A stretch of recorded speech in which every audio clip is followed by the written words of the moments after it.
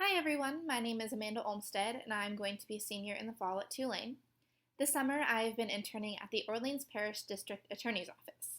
I want to go to law school in the future and hopefully become an attorney in criminal law, so this was perfect. This is actually my first internship ever and it has been such an amazing experience.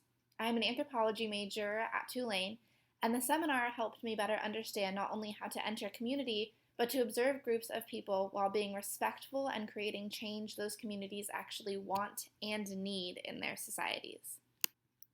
Just some background on the current district attorney himself. The current DA is Leon Canizero Jr. He is a New Orleans native and has held the position since 2009 and is in his second term. The district attorney is elected by the New Orleans community, which means they actually have a say in the criminal procedure that happens in their own city. One program Canizero promotes I really admire is the diversion program. Nonviolent offenders are permitted to enter an intense rehabilitative program through the diversion program instead of being incarcerated. Canizero increased the education requirements for the counselors in this program, which I think speaks to his dedication. As many of the materials we read have mentioned, it is important to deal with issues at the source, which I believe the diversion program does. It tackles one main cause of crime and pays attention to it instead of merely locking the individuals up, letting them go, and incarcerate them time and time again. This issue, of course, is drugs. In addition, the previous DA was more focused on a lighter workload and would refuse cases so the office wouldn't have to prosecute and would lose track of those who failed to appear. Canizero, however, his biggest issue is when criminals get off because of his office's incompetence or errors or this lackadaisical attitude. This means then that the work has increased for my supervisors and the work that I am doing actually matters and is important for the future of the office. I have been working in the bond and asset forfeiture department at the office. So when criminals are arrested, they are released on bond and either have to pay a percentage through a bail bonds company or they are released on their own recognizance and do not have to pay the bond until they fail to appear for one of their court dates. If this happens and they are released on a bond through a bail bonds company, then they owe the rest of the percentage to that company, or they have to pay the full amount if they were released on their own recognizance to the state. The two individuals who run the department are Christine Fiuto and Ed McAuliffe, and Christine Fiuto is my direct supervisor. So the work that I do for her is check notices on those who fail to appear. So I check to make sure the defendants actually received notice that they were supposed to appear for the court date in which they did not appear for. To do this, I either check the files that we have in our office or I go to the clerk's office across the way in the courthouse and see if those notices are in the actual criminal court files. And if they are, I have them copy those notices and give them to my supervisor. In addition, I look up bonds in the system, so the bonds that the defendants have received and have signed, and I print those out and give them to the assistant district attorneys that go to court. On Wednesdays, I actually get to go to court for first appearances, progress reports, bond reduction hearings, and preliminary hearings in the magistrate section of the court. In addition, I help keep track of failures to appear and their current status, so I look up in the system whether or not they have pled guilty, have appeared after their failure to appear date, or just where they are in the system.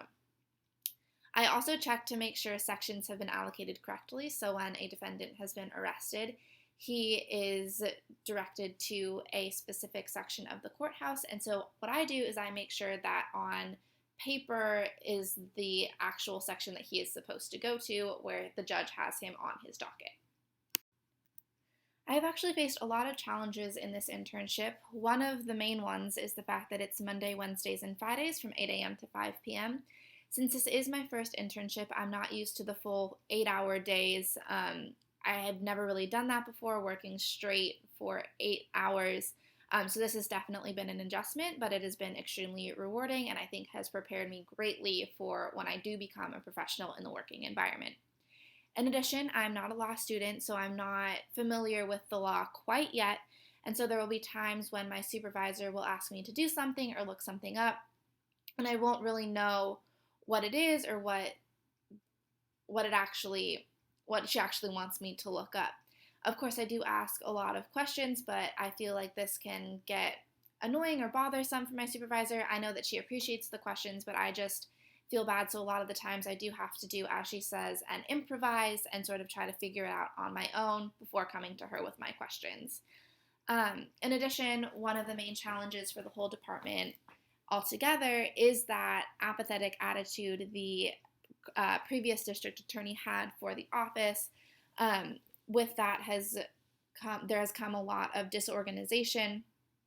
A lot of the clerks and some of the people who work in the district attorney's office still have that sort of apathetic attitude for their job, and a lot of things don't get done properly or just don't get done at all. So then we end up having to follow up and make sure that the procedure is being followed, which does put a lot more work on us and has been a main challenge for my supervisor. With those challenges, though, I've also faced a lot of successes. With that, I have also faced a lot of successes in my internship as well. One of the main success that I have realized is that I'm reducing work for my supervisors. So oftentimes Christine will come to me with a list of defendants and she needs to know the status, where they are in the court system, whether or not they've pled guilty, etc. And so when I'm able to look it up and do that sort of grunt work for her and limit the list or remove people and show her that I know where they are, she gets so excited, and I know that I'm actually doing work that is important and is not just sort of that busy work, but it actually means something to someone. In addition, when I go to court, I feel like this is not only a success for my supervisor, but it's also a success for me. It has helped me realize what I want to do for a living and for a career. I knew that I wanted to do criminal law. I just wasn't sure whether or not I wanted to go into prosecution or defense. However, going to court with the district attorney's office has given me a sort of love for prosecution, and I've realized sort of a passion for that. In addition, it does help my supervisors because while I'm there, I can take notes and fill out paperwork that they need help with, and so that frees them up to argue and to really be present in that prosecution.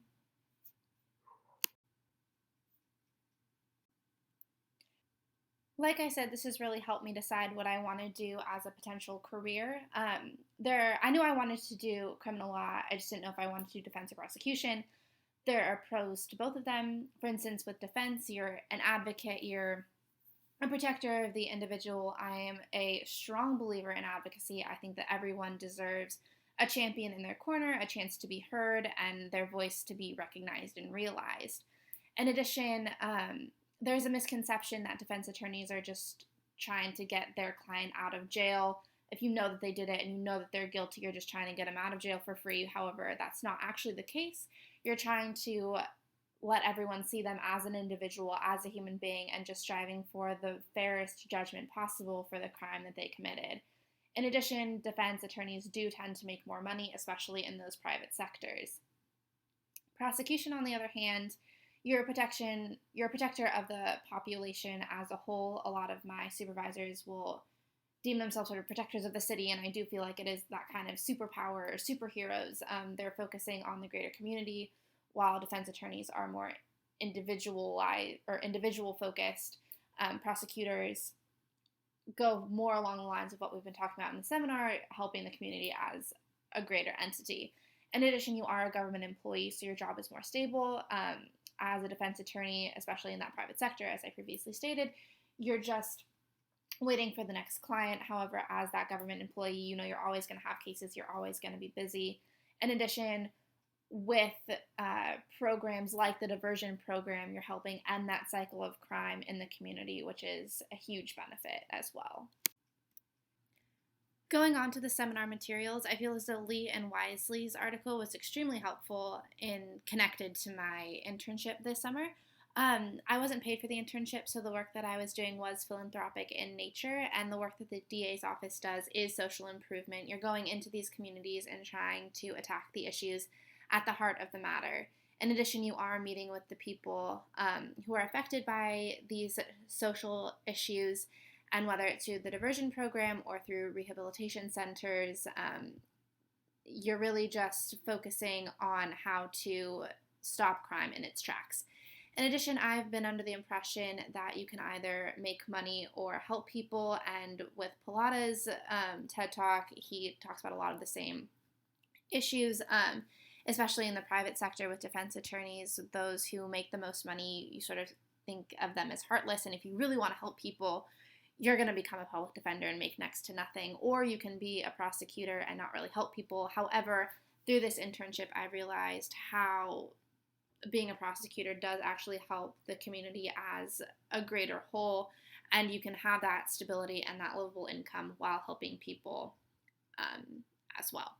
I still completely disagree with Fish and think that it's really important to teach college students the politics and teach them how to change their society in which they reside, whether it's for a short time or for longer and later in their life.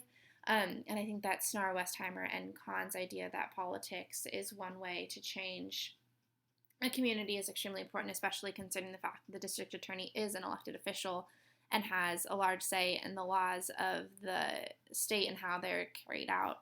So I think that's one really important way to teach students and residents of the community as well, just sort of be active in their own community. Some academic takeaways that I've received is that if I hadn't taken the seminar at the same time I was doing this internship, I don't think I would have analyzed it as deeply as I do now, and I wouldn't have been forced to sort of look at the good that I was doing for the community, and that wouldn't have helped me realize the career paths that I have throughout this summer. In addition, I feel confident in myself as a working individual. I've gained experience that I can put on my resume for law school. I'm extremely prideful in the work that I have been doing, and it's helped me sort of realize what I want to do later in life. And just the final takeaway from the seminar in particular is that now whenever I enter a community, I will be extremely open-eyed and, have open ears and willing to listen to what they actually want and what they actually need for the betterment of their society. They're the ones who know it the best. Thank you for listening.